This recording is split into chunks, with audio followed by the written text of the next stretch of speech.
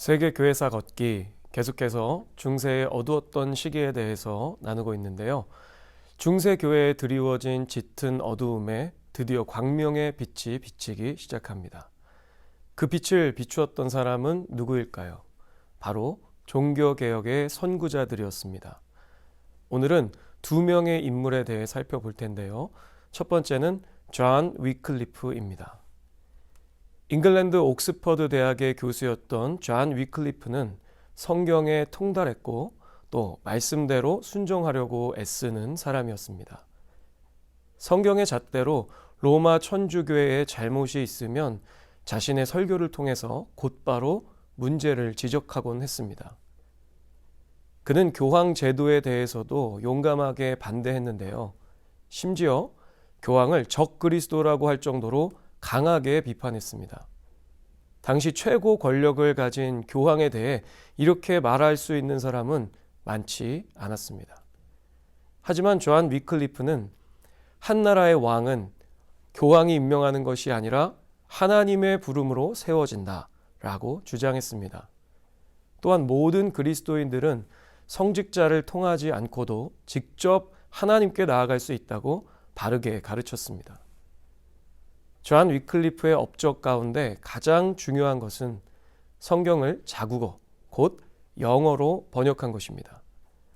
모든 사람들이 성경을 읽을 수 있도록 자국어 성경을 배포한 것이죠. 기득권을 지키고자 했던 고위 성직자들은 당연히 존 위클리프를 싫어했습니다. 심지어 그를 죽이려고까지 했습니다.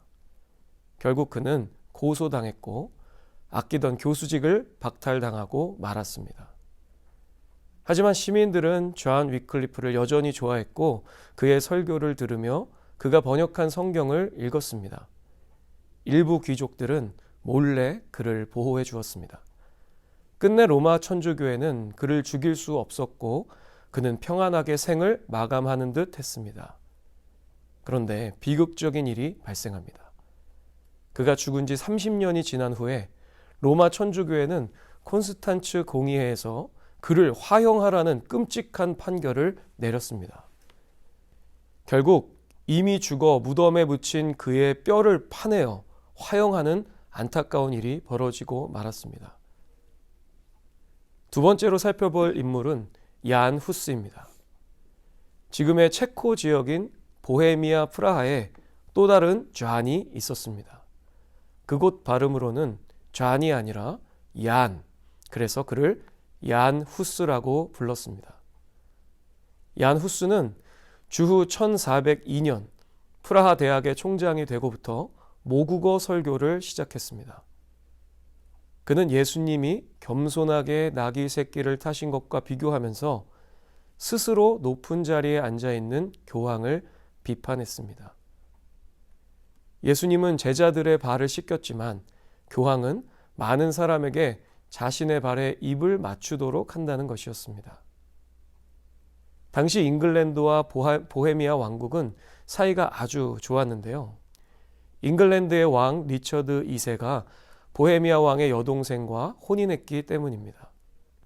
그러다 보니 보헤미아 젊은이들이 잉글랜드로 유학 가는 일이 잦았고 그곳에서 존 위클리프의 가르침을 받게 되었습니다. 그들은 고국으로 돌아와 존 위클리프를 얀 후스에게 소개했습니다. 위대한 종교개혁가 두 사람이 만나게 된 것이죠. 얀 후스는 주후 1398년 존 위클리프의 책 5권을 필사했고 그 속에서 큰 가르침과 위로를 받게 되었습니다. 얀 후스는 교회에 대하여 라는 책에 이렇게 썼습니다. 그리스도인은 성경 밖에서 일어나는 성인의 말이 아니라 성경 전체의 진리를 믿어야 한다. 또 그리스도인은 교황의 교서를 무조건 믿을 것이 아니다. 물론 성경에 근거한 것이라면 괜찮지만 말이다. 하나님은 속일 수 없고 속지도 않으신다. 그러나 교황은 속일 수 있고 속을 수도 있다.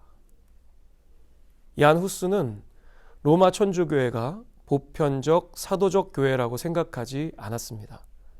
로마 천주교회는 교황과 추기경들의 교회라고 생각했죠.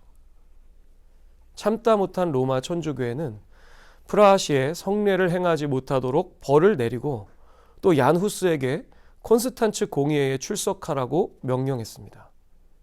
당시 보헤미아는 신성 로마 제국에 속했기 때문에 황제 지기스문트는 그의 안전을 약속했습니다. 그러나 그 약속은 거짓이었습니다. 콘스탄츠로 간 그는 옥에 구금되어 1415년 거짓 기소로 화형당하는 참변을 겪고 말았습니다. 마치 이세벨 왕비가 나봇에게 거짓 증인을 세워 죽인 것처럼 로마 천주교회는 거짓 증인을 세워 얀 후스가 자신이 네 번째 하나님이라고 말했다고 증언하게 했습니다. 얀 후스의 46번째 생일에 그는 이단 중의 괴수라고 써붙인 모자를 머리에 쓰고 나무 기둥에 묶였습니다. 얀 후스는 이렇게 말했다고 합니다. 나의 구원자는 이마에 가시 멸루관을 쓰셨다. 그리고 사도신경을 큰 소리로 외우고 숨을 거두었습니다.